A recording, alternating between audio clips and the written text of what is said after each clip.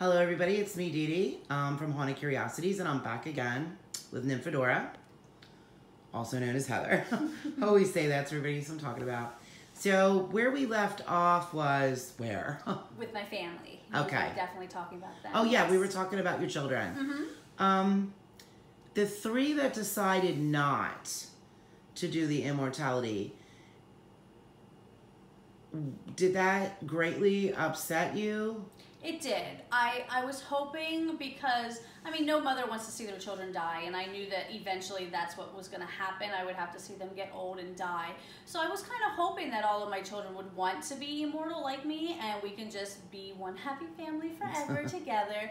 But unfortunately, 3 of them did decide that they didn't want that. They just wanted to live their life the way it was, and I mean, it was very, very hard for me, but, you know, I was able to have my other 5 children for support and be there with me. So it wasn't like when one of them would pass away that I was by myself. I had them for great support, and but you still felt the loss of that individual life. I definitely did, yes.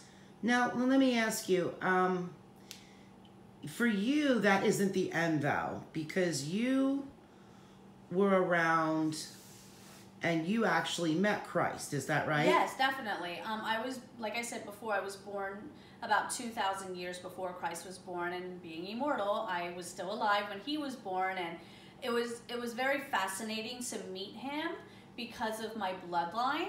Oh yeah, I forgot about that. I mean, I didn't forget about it, but I never thought, how would your bloodline, how would that be to meet Christ? It was insanely amazing. It was,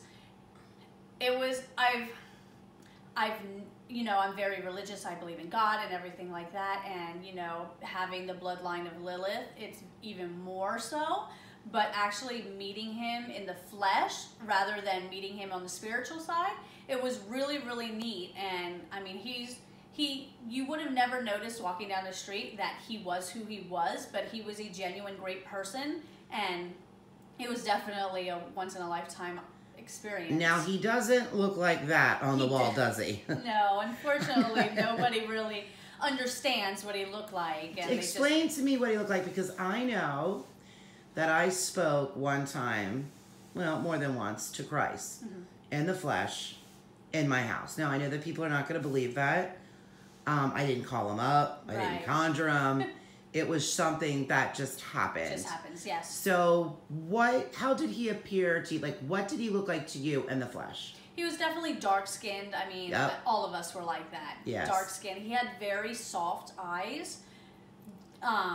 They were like a blue color. That is exactly what I saw. They were really soft and just gentle. Just real sweet and gentle.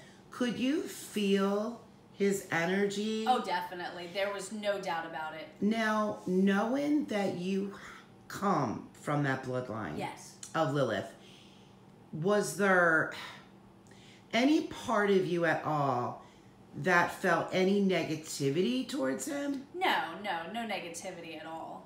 Did he know who you were and what you could do? Oh, definitely. I mean, he's God, so I could definitely tell that he did know.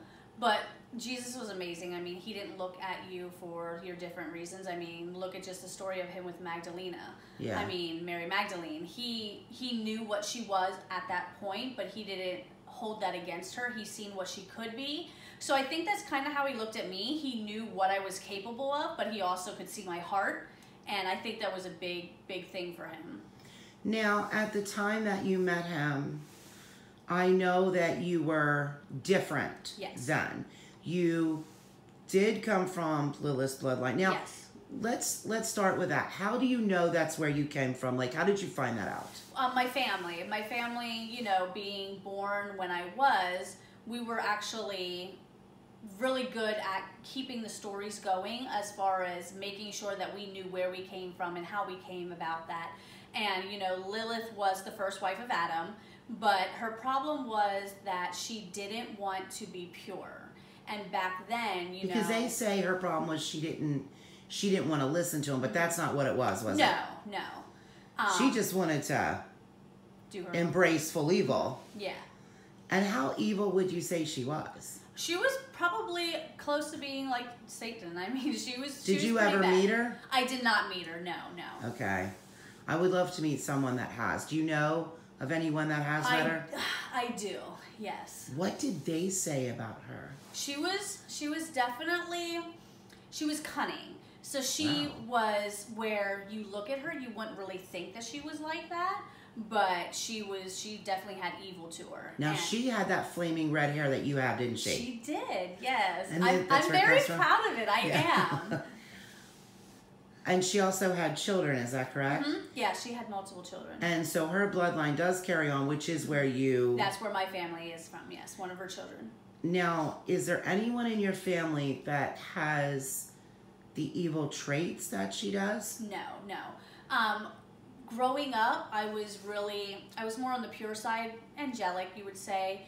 But as I've grown through the years, the world has changed quite a bit, so I've had to take on more of a dual, I guess you can say, personality, where I try to hang on to the pureness of me, but I can unleash some of the evil, I guess you can say. I don't like to, but in the world that we're in right now, sometimes it calls for it.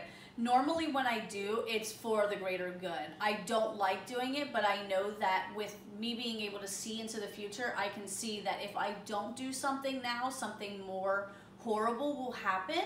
And even though it's evil to do it, and I probably, I have to do it. There's no doubt about it, because if I don't, worse things will happen. So it's ultimately for the greater good. So let's say you did immortality on someone. Mm-hmm. Do they get to pick whether they're dual, or they do get to pick whether they're dual, correct? But yeah. But let's say they didn't want to be dual at all. They just want the immortality and the power that would come with that, or the different, because as I understand, they can name and tell you the things that they want. Is that correct? Yeah. But is there any chance of them getting any of the evil bloodline in them if they did not want it? No, because of it going down generation after generation, my family was able to hold on to the pure part the most. And harness the other. And harness it, yes. And so when I do my transformations, I use only the power of good when I do them, and it's kind of like I hold the evil inside me, like in the pit of my stomach. So then when I do the transformations, it's buried down deep in there that there's no way for it to be passed on to somebody else. Now, I remember you telling me there's 2 ways you can do a transformation. That's between you and the client. Right. And then there's another way where it's 3 people involved. You, the client, and someone to pass the power. Right. And you told me that's because of the Trinity of Christ. Can you explain that to me and how that ties in to immortality, becoming physical here on earth, as an immortal? How does that work? Well, when I have the extra person there, it's like the Trinity. And is that okay? What is that? I'm not even sure. I heard a dinging. What is that noise? I heard a dinging. Me too. You heard it too? But I don't know what that is. That's crazy. Do you know what it is? I don't know. I know, I don't either. Okay, that's a little... I should mention this. I'm sure you've already picked up on it. There's a lady that died here, right here, right, like where I'm at. Yes. And what's today, Friday night? Today is Friday, yes. Sometimes people stand in the yard with candles, and I don't know why. I don't think there's a doorbell here, so... I didn't see one when we pulled up. No, I don't think there is a doorbell. Well... Oh, my. We'll have to cut this off here, but we will return, and we'll go into more of the detail of the different things you can do, different things you've experienced. Mm-hmm. Unfortunately, I won't be able to do that until next week, but you're Okay. going to be back next week anyway, I right? will, yeah. I have to do a couple services. I have some people flying in, and then I have a couple local people too that need some things done. So I will be in the area. And maybe you could tell the lady, well, I've told the lady here to move on, but she's, she has some issues. Like I could definitely tell. Yeah, Yeah. I'm sure you know what they are. Oh, yeah. Okay, well, that's it. We will be back next week. Bye-bye.